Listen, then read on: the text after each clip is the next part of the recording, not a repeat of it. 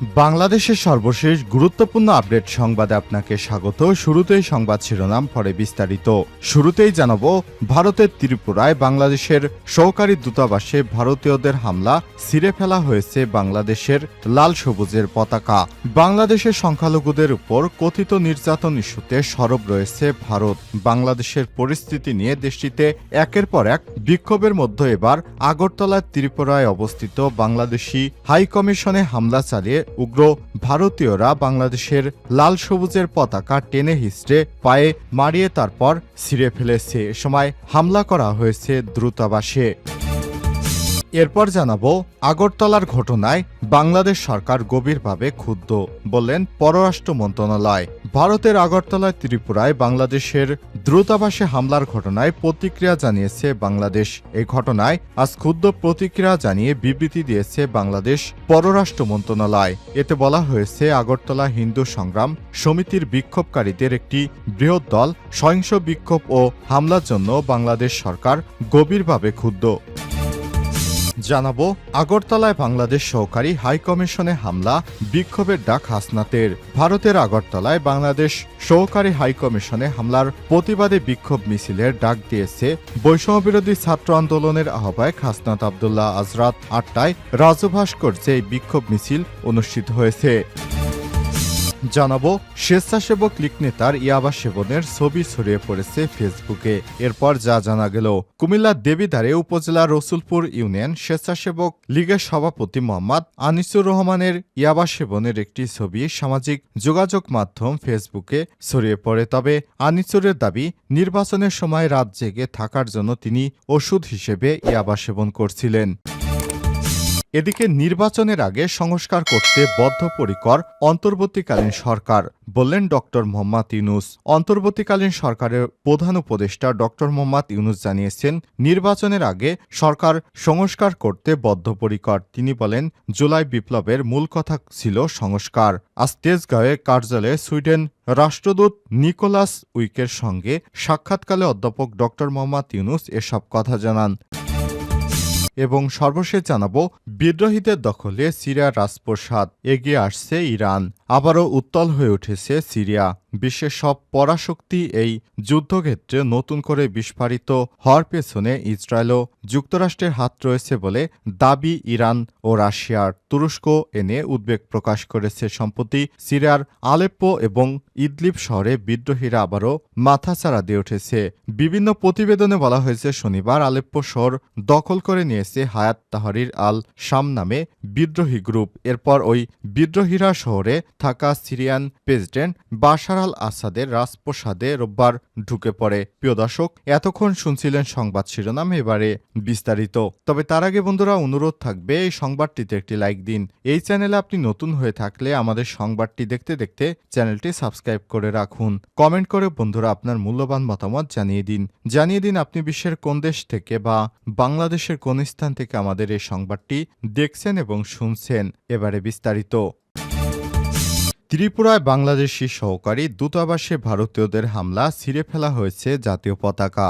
বাংলাদেশের সংখ্যালঘুদের উপর কথিত নির্যাতন ইস্যুতে সরব ভারত। বাংলাদেশের পরিস্থিতি নিয়ে দেশটিতে একের পর এক বিক্ষোভের মধ্যে এবার আগরতলার ত্রিপুরায় উপস্থিত বাংলাদেশি সহকারী হাইকমিশনে হামলা চালিয়ে উগ্র ভারতীয়রা। এ সময় বাংলাদেশের লাল সবুজ পতাকা টেনে হিঁচড়ে ছিঁড়ে ফেলেছে তারা। ইসকনের সাবেক সদস্য চিন্ময় দাসকে অবৈধভাবে গ্রেপ্তার করা হয়েছে এমন অভিযোগ তুলে ভারতের ডানপন্থী সংস্থা হিন্দু সংগ্রাম সমিতি ত্রিপুরায় বাংলাদেশি সহকারী হাইকমিশনে হামলা চালায়। দেশটির আঞ্চলিক সংবাদ মাধ্যমের খবরে বলা হয়েছে, শান্তিপূর্ণ বিক্ষোভটি সার্কিট হাউসের মহাত্মা গান্ধীর ভাস্কর্যের সামনে পৌঁছলে পুলিশ তাদের বাধা দেয়। এক পর্যায়ে তার পুলিশি ব্যারিকেড ভেঙে বাংলাদেশি সহকারী হাইকমিশনের অফিসে প্রবেশ করে তারা। এ ঘটনার পরই স্থানীয় কর্তৃপক্ষ পরিস্থিতি সামাল দিতে ঘটনাস্থলে যায় এবং পশ্চিম ত্রিপুরায় এসপি ডক্টর কিরণ কুমার ও ডিজিপি অনুরাগ ধানকার ঘটনা তদন্তের নির্দেশ দিয়েছেন। বিক্ষোভ চলাকালে ৬ সদস্যের একটি প্রতিনিধি দল বাংলাদেশি সহকারী হাইকমিশনের কাছে একটি স্মারকলিপি পৌঁছে দেয়। এ সময় একজন বিক্ষোভকারী বলেন, চিন্ময় দাসের সঙ্গে অমানবিক আচরণ করা হচ্ছে, তাকে খাবার পর্যন্ত দেয়া হচ্ছে না। এটা সম্পূর্ণ অবৈধ এবং অগ্রহণযোগ্য। আগরতলায় যে ঘটনা ঘটল এই ঘটনায় ক্ষুব্ধ বাংলাদেশ। পররাষ্ট্র মন্ত্রণালয়ের বিবৃতি। ভারতের আগরতলার ত্রিপুরায় বাংলাদেশের সহকারী দূতাবাসে হামলার ঘটনায় প্রতিক্রিয়া জানিয়েছে বাংলাদেশ। এই ঘটনায় সোমবার ২ ডিসেম্বর ক্ষুব্ধ প্রতিক্রিয়া জানিয়ে বিবৃতি দিয়েছে বাংলাদেশের পররাষ্ট্র মন্ত্রণালয়। এতে বলা হয়েছে, আগরতলার হিন্দু সংগ্রাম সমিতির বিক্ষোভকারীদের একটি বৃহৎ দল সহিংস বিক্ষোভ ও হামলার জন্য বাংলাদেশ সরকার গভীরভাবে ক্রুদ্ধ। বিবৃতিতে বলা হয়েছে, পূর্ব পরিকল্পনা অনুযায়ী বাংলাদেশ সহকারী হাইকমিশনে হামলা চালানো হয়েছে। হামলা চালিয়ে প্রধান ফটক ভেঙে ফেলা হয়েছে। হামলাকারীদের অবস্থান দেখে এটাই ধারণা করা যায় তাদেরকে হামলা চালানোর সুযোগ করে দেওয়া হয়েছে। স্থানীয় আইন প্রয়োগকারী সংস্থার উপস্থিতিতে বিক্ষোভকারীরা পতাকা টানানোর পুল ভেঙে ফেলে এবং বাংলাদেশ জাতীয় পতাকার অবমাননা করে। এছাড়াও সহকারী হাইকমিশনের মধ্যে প্রবেশ করে এর জিনিসপত্র নষ্ট করে। পররাষ্ট্র মন্ত্রণালয় জানিয়েছে, অত্যন্ত পরিতাপের বিষয়, ঘটনাস্থলে উপস্থিত থাকা আইনশৃঙ্খলা বাহিনীকে বিক্ষোভ ও হামলা ঠেকাতে নিষ্ক্রিয় দেখা গেছে। তারা শুরু থেকেই নিষ্ক্রিয় ছিল। সহকারী দূতাবাসের সকল কর্মী গভীরভাবে নিরাপত্তাহীনতায় ভুগছে। বাংলাদেশ সরকার আরও উল্লেখ করতে চায়, গত ২৮শে নভেম্বর কলকাতায় একই ধরনের ঘটনা ঘটে। তারই জের ধরে এবার ত্রিপুরার কূটনৈতিক মিশনে ন্যাক্কারজনক হামলার ঘটনা ঘটে। এ ধরনের কর্মকাণ্ডের মধ্য দিয়ে ভিয়েনা কনভেনশন লঙ্ঘিত হয়েছে।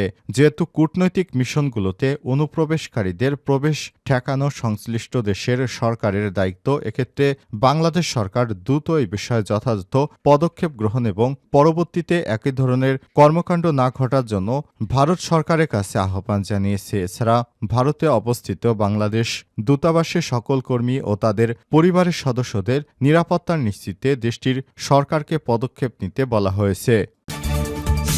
আগরতলায় বাংলাদেশের সহকারী হাইকমিশনে হামলার ঘটনায় বিক্ষোভের ডাক হাসনাতের। ভারতের আগরতলায় বাংলাদেশ সহকারী হাইকমিশনে হামলার প্রতিবাদী বিক্ষোভ মিছিলে ডাক দিয়েছে বৈষম্যবিরোধী ছাত্র আন্দোলনের আহ্বায়ক হাসনাত আবদুল্লাহ। আজ রাত ৮টায় রাজভাস্কর্যে এই বিক্ষোভ মিছিল বের হবে। সোমবার ২ ডিসেম্বর সন্ধ্যা ৬টার দিকে ফেসবুক স্ট্যাটাসে এই বিক্ষোভ কর্মসূচির ঘোষণা দেন হাসনাত আবদুল্লাহ। ফেসবুক স্ট্যাটাসে তিনি লিখেছেন, ভারতের আগরতলাস্থ বাংলাদেশ উপ হাইকমিশনে হামলার প্রতিবাদে বিক্ষোভ মিছিল সময় রাত ৮টায়, স্থান রাজু ভাস্কর্য। প্রসঙ্গত, আগরতলার ত্রিপুরায় অবস্থিত বাংলাদেশ সহকারী হাইকমিশনে হামলার ঘটনা ঘটেছে। সময় বাংলাদেশের লাল সবুজ পতাকা টেনে ছিঁড়ে ফেলা হয়। বাংলাদেশ সম্মিলিত সনাতনী জাগরণ জোটের মুখপাত্র ও চট্টগ্রাম হাটহাজারী পুণ্ডরিক ধামের অধ্যক্ষ চিন্ময় দাসকে অবৈধভাবে গ্রেপ্তার করা হয়েছে এমন অভিযোগ তুলে ভারতের ডানপন্থী সংস্থা হিন্দু সংগ্রাম সিটি এ হামলা চালায়। ভারতের আঞ্চলিক সংবাদ মাধ্যমের খবরে বলা হয়েছে, শান্তিপূর্ণ বিক্ষোভটি সার্কিট হাউসের মহাত্মা গান্ধী ভাস্কর্যের সামনে পৌঁছলে পুলিশ তাদের বাধা দেয়। এক পর্যায়ে পুলিশি ব্যারিকেড ভেঙে তারা বাংলাদেশ সহকারী হাইকমিশনের অফিসে প্রবেশ করে। এরপর তারা বাংলাদেশের হাইকমিশনে প্রবেশ করার পর বাংলাদেশের পতাকা টেনে হিস্ট্রে ছিঁড়ে ফেলে। সময় দূতাবাসের গুরুত্বপূর্ণ জিনিসপত্র ভাঙচুর চালায়। এই ঘটনায় ভারতের দূতাবাস থেকে বাংলাদেশের কাছে দুঃখ প্রকাশ করা হয়েছে।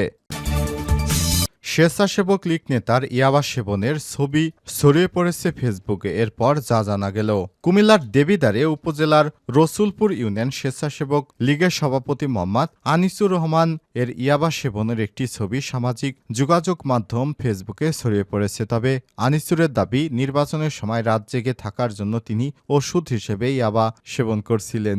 আনিসুর ওই উপজেলা রসুলপুর ইউনিয়ন পরিষদের ইউপি ৪ নম্বর ওয়ার্ডের সদস্য। পুলিশ বলছে, ইউপি সদস্য মাদক সংক্রান্ত কর্মকাণ্ডে জড়িয়ে আছেন কিনা সেটি তদন্ত করে দেখা হচ্ছে। পুলিশ এবং স্থানীয় সূত্র থেকে জানা গেছে, রোববার বিকেল থেকে আনিসুরের ইয়াবা সেবনের ছবিটি ফেসবুকে দেখা যাচ্ছে।